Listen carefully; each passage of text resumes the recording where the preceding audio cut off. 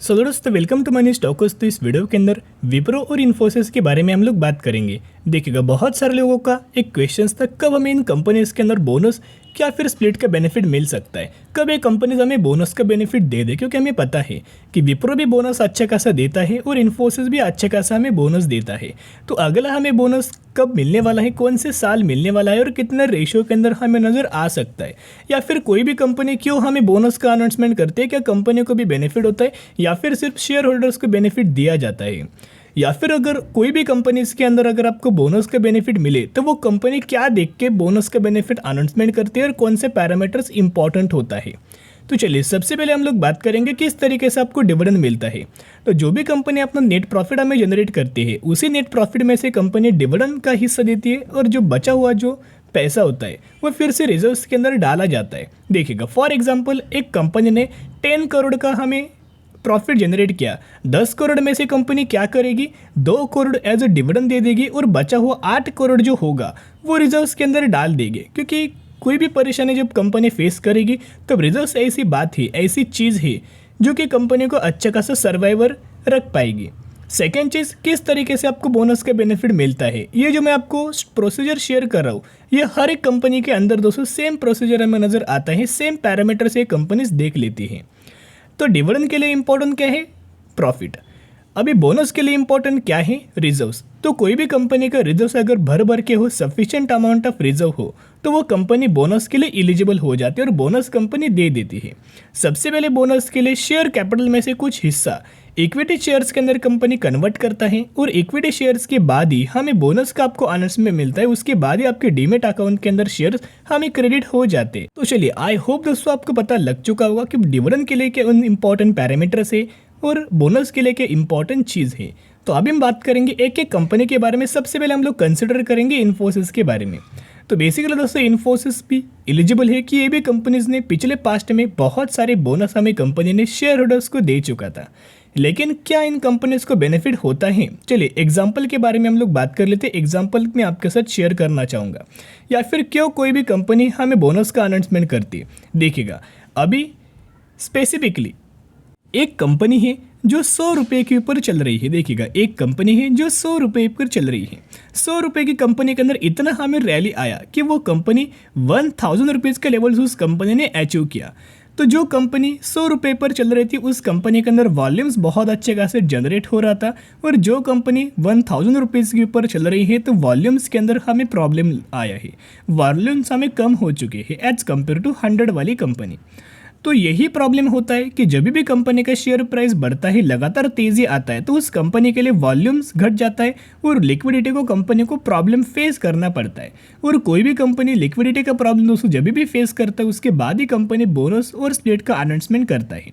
तो यही मेरी रीज़न है कि कंपनी को बेनिफिट क्या होता है कि जब भी बोनस का अनाउंसमेंट करते हैं, फॉर एग्जांपल 1:1 रेशियो बोनस का अनाउंसमेंट किया, जिसके बदले आपको एक के बदले एक शेयर मिलेंगे। लेकिन अगर एक कंपनी 1000 रुपये के ऊपर चल रही है और उस कंपनी ने 1:1 रेशियो के अंदर बोनस का बेनिफिट दिया, तो एक डेट के दिन ये कंपनी का प्राइस आपको 500 रुपये के आसपास हमें नजर आ ही जाएगा। तो ये इसका बेनिफिट होता है। लिक्विडिटी का प्रॉब्लम हमें कंपनी ये सॉल्व करती है, कंपनी को बेनिफिट होता है, as well as share holders को भी बेनिफिट मिल जाता है। तो अभी हम आ चुके बोनस हिस्ट्री के ऊपर। जो बोनस हिस्ट्री है इन्फोसिस की है।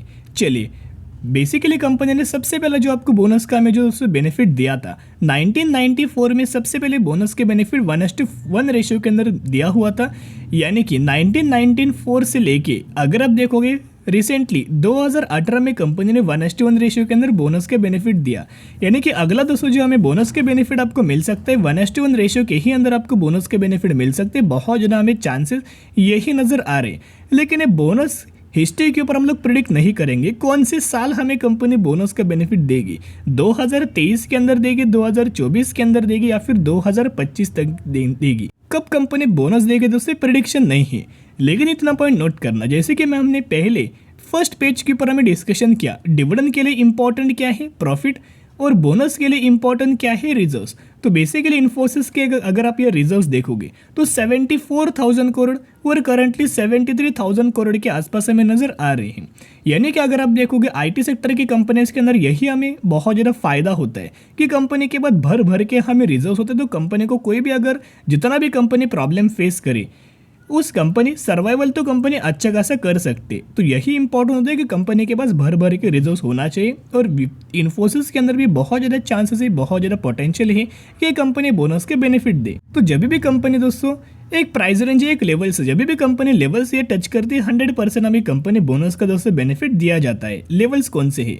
जब भी कंपनी 1300 से लेके 1400 रुपये का लेवल हमें अचीव करती है, टच करते, उसके बाद ही इनका मैनेजमेंट हमें बोनस की अनाउंसमेंट करता है, बोनस की घोषणा करता है। तो जिसकी वजह से लेवल दोस्तों डायरी के ऊपर नोट करना। तो चलिए अभी हम बात करेंगे विप्रो के बारे में। तो विप्रो के बारे में भी दोस्तों अगर आप देखोगे तो ये भी कंपनी हमें आईटी सेक्टर से बिलोंग करती है और ये भी कंपनी फंडामेंटली स्ट्रॉन्ग है। सिमिलर तरीके से पैरामीटर्स हम लोग एनालिसिस करेंगे जिस तरह से इन्फोसिस के बारे में हमने एनालिसिस किया। तो अभी हम आ चुके विप्रो के बोनस हिस्ट्री के ऊपर। कुल मिला के विप्रो ने 13 बार हमें बोनस के बेनिफिट दिया और इन्फोसिस ने 8 बार हमें बोनस के बेनिफिट दिया। यानी कि विप्रो बहुत ज़्यादा बोनस के बेनिफिट देने वाली एक कंपनी है। पहले इन्होंने सबसे पहले जो बोनस के बेनिफिट दिया था 1971 में, और रिसेंटली जो इन्होंने बोनस का में जो बेनिफिट दिया था 2019 में। तो जिसके चलते इस चीज़ों के चलते, बोनस हिस्ट्री के चलते दोस्तों हम लोग प्रिडिक्ट नहीं कर पाएंगे। तो हम लोग अभी बात करेंगे क्या कंपनी एलिजिबल है या फिर क्या कंपनी के अंदर पोटेंशियल है, जिस तरीके से रिजर्व्स के बारे में हमने बात किया था। तो अगर आप विप्रो को दोस्तों रिजर्व्स देखोगे तो लगातार हमें विप्रो के रिजर्व्स हमें कंप्लीटली बढ़ते हुए नजर आ रहे हैं। 54,000 करोड़, 64,000 करोड़, 76,000 करोड़। तो इन्फोसिस के पास 73,000 करोड़ का रिजर्व्स था और विप्रो के पास 76,000 करोड़ का रिजर्व्स हमें नजर आ रहा है। यानी कि दोनों कंपनी के ऑलमोस्ट हमें इक्वल अमाउंट ऑफ रिजर्व से इक्वल अमाउंट ऑफ पोटेंशियल है। दोनों कंपनी के अंदर पोटेंशियल है, दोनों कंपनी एलिजिबल है बोनस के चलते हुए। तो चलिए अभी हम बात करेंगे लेवल्स के बारे में। जिस तरह से हमने इन्फोसिस के लेवल्स के बारे में बात किया उसी तरह से हम लोग बात करेंगे विप्रो के लेवल्स के बारे में। तो एक लेवल से जिन लेवल्स को जाके इनके मैनेजमेंट यही लेवल्स देख के विप्रो के अंदर आपको बोनस का दोस्तों घोषणा करता है। पिछले 20 सालों में जितना भी कंपनी ने बोनस दिया तो यही लेवल्स के आसपास जब भी कंपनी आती थी हमें बोनस के बेनिफिट दे देते थे। देखिएगा तो लेवल्स क्या है, जब भी कंपनी 250 से लेकर 300 रुपये का प्राइस हमें अचीव करती थी, डायरेक्टली कंपनी का मैनेजमेंट बोनस की अनाउंसमेंट करते थे, बोनस की अनाउंसमेंट, बोनस की घोषणा हमें कर लेते थे। और इस कंपनी के अंदर भी 1:2 रेशियो, 1:1 रेशियो, 3:1 रेशियो, इस रेशियो के अंदर आपको विप्रो के अंदर दोस्तों अभी तक के बोनस का रेशियोज निकल के आ रहे। इसी तरह से कंपनी बोनस का हमें बेनिफिट शेयर होल्डर्स को दिया जाता है। तो देखिएगा विप्रो के पास भी उतना तो कैपेबिलिटी है, उतना पोटेंशियल है, इन्फोसिस के पास भी उतना कैपेबिलिटी है, उतना पोटेंशियल है। दोनों कंपनी आईटी सेक्टर से बिलोंग करती है, विप्रो और इन्फोसिस। सेकंड चीज़ अगर आप रिजर्व देखोगे इन्फोसिस के पास 73,000 करोड़ का रिजर्व है। विप्रो के पास अगर आप देखोगे 76,000 करोड़ का रिजर्व हमें निकल के आ रहे। दोनों कंपनी अच्छा खासा प्रॉफिट्स हमें जनरेट कर रही। तो जिसके द्वारा दोस्तों अगर आप देखोगे लेवल्स के बारे में हमने बात किया, अभी लेकिन हो क्या रहा है आईटी सेक्टर के अंदर दोस्तों, अभी 2023 के अंदर तो बहुत ही ज़्यादा बोनस का चांसेस है या फिर बहुत ही ज़्यादा कोई एक अनाउंसमेंट का चांसेस नहीं है। अब ये चांसेस क्यों नहीं है? क्योंकि बेसिकली अगर आप देखोगे जो बैंकिंग फाइनेंशियल सर्विसेज रिगार्डिंग इन कंपनीज के अंदर पहले प्रॉब्लम्स नजर आए हैं। तो जब तक ये प्रॉब्लम सॉल्व नहीं होगा तब तक तो बहुत ही कम चांसेस है कि आपको इन कंपनीज के अंदर बोनस के बेनिफिट दिया जाए। पहले तो हमें इन्फोसिस ने बायबैक का अनाउंसमेंट किया था। जब इन्फोसिस का बायबैक हो चुका है, अभी विप्रो ने भी बायबैक का हमें अनाउंसमेंट किया हुआ है। तो जिसके द्वारा अब चांसेस बहुत ही कम है कि 2023 के अंदर आपको बोनस के बेनिफिट दे सके। देखिएगा दोनों कंपनी कैपेबल है, सिर्फ बोनस के द्वारा निवेश मत करना। इतना रिक्वेस्ट मैं आपके साथ करना चाहूँगा कि ये कंपनी फंडामेंटली स्ट्रॉन्ग है। अगर आपको बोनस का भी बेनिफिट ना मिले तो एक कंपनी के अंदर लंबे समय के लिए अगर आप होल्ड करेंगे तो कंसिस्टेंटली कंपनी हमें रिटर्न दे देगी, बड़ी वेल्थ हमें शेयर होल्डर्स को क्रिएट करके दे देगी। तो जरूर इन कंपनीज के बारे में जो भी कंपनी अगर आपको पसंद आए उस कंपनी के अंदर buy on the strategy apply करके जरूर लंबे समय के लिए फंडामेंटली स्ट्रॉन्ग कंपनी को होल्ड करके चल सकते हो। चलिए आज के लिए इतने। अगर आपकी वीडियो पसंद है जरूर वीडियो को लाइक और चैनल को सब्सक्राइब कर सकते हो। फिर मिलेंगे, बाय।